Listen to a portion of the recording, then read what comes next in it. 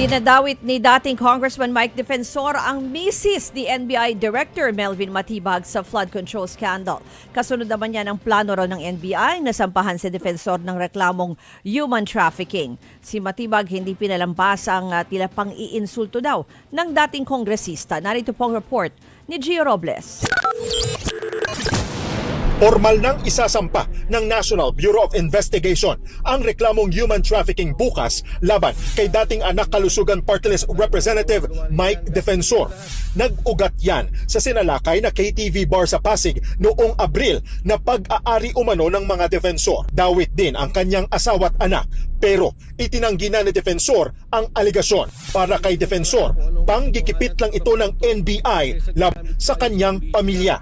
Huwag po kayong maniniwala kay Attorney Melvin Matibag dahil po yan ay bobo. Tanga po yan, hindi niya alam ang kanyang ginagawa.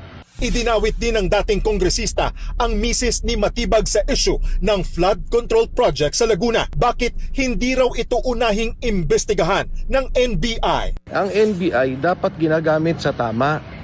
Yan pong mga korupsyon, yan ang dapat imbestigahan. Ito pong mga kalaban nila sa politika, hindi niya maimbestigahan dahil mismong sila involved sa bilyong-bilyong korupsyon sa flood control dyan sa San Pedro, Laguna.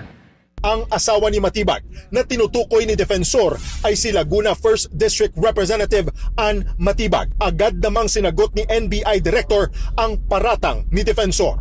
Dito po sa NBI, puro mga professional, bawal po ang bobo at dito sa NBI. Hamon pa niya sa dating kongresista. Yung pong kanyang pagdadamay at pag-aakusa tungkol sa mga flood control na pati ang aking pamilya ay dadamay, kung meron po siyang malino na ebidensya, magkaso siya. Tiwala si Matibag na malakas ang kanilang reklamo laban sa mga defensor.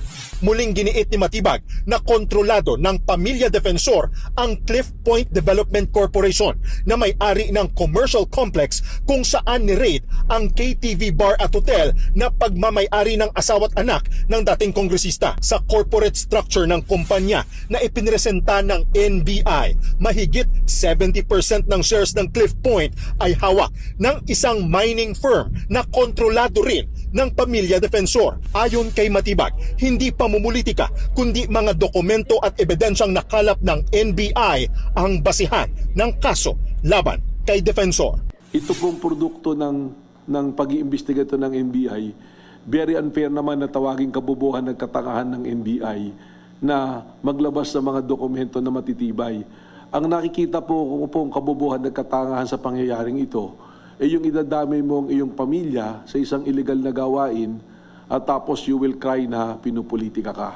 Nagbabalita mula sa Frontline, Gio Robles, News 5. Mga kapatid, patuloy po kayong tumutok sa 105.9 True FM para sa totoong balita, impormasyon, music, and entertainment. Mag-subscribe sa aming YouTube channel at podcasts. At sundan nyo rin po kami sa Facebook, Instagram, X, TikTok sa True Network PH. Bisitahin din po ang aming website truefm.ph at panoorin kami sa True TV Signal Channel 19. Kami po ang 105.9 True FM. Laging true sa'yo, kapatid.